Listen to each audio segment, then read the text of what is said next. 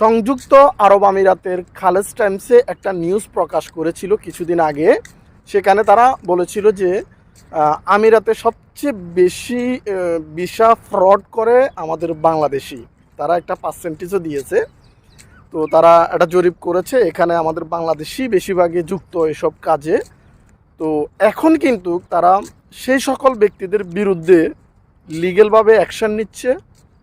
তো ছাড় নাই, কারণ অনেকেই ফেক ভিসা দিয়ে ফেক কোম্পানি নাম দিয়ে অনেককে নিয়ে আসতেছে। এখানে আসার পর তাদের ভিসা আছে ঠিকই, বাট কোন কোম্পানিতে যাবে, কোথায় যাবে, সে তার কোনো ভিসা লাগাই দিচ্ছে না। তো এমনটা অনেক সমস্যার মধ্যে পড়েছিল অনেক ব্যক্তি। তো অনেকেই অবৈধ হয়ে গেছে। তখন তারা যখন এগুলাকে যাচাই বাছাই করছিল তখন অনেকগুলো বিষয় বাইরে হয়ে আসছে। তবে যারা এ সকল কাজ করতেছিল বা করছে, এখন তারা সেগুলাকে খুঁজে খুঁজে যারা অনেকে লাইসেন্স বাইর করেছে, লোক নিয়ে আসছে ওই লাইসেন্সের উপর, আনার পর তাদেরকে ভিসা লাগাই দেয় নাই, তারা অবৈধ হয়ে গেছে। তাদের কারণে এখন আমিরাতে খুঁজে খুঁজে তাদেরকে ধরতেছে।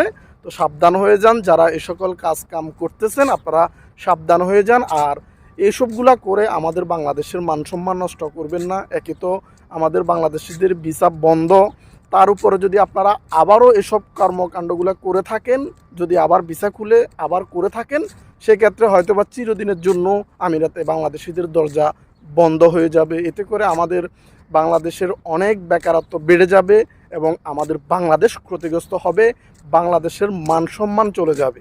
সো আপনারা কিছু টাকার লোভে ভাই এসব কাজ করিয়েন না, নিজে হালালভাবে উপার্জন করে খান, সৎভাবে খান। পারলে লিগেলভাবে কাউকে নিয়ে আসেন, তাকে কাজ দেন, 2 টাকা বেশি নেন, তাতে কোনো সমস্যা নাই। ঠিক আছে? তো সাবধান হয়ে যাবেন। ভিডিওটা বেশি বেশি করে শেয়ার করে দিবেন আপনারা, যাতে সবাই দেখতে পারে।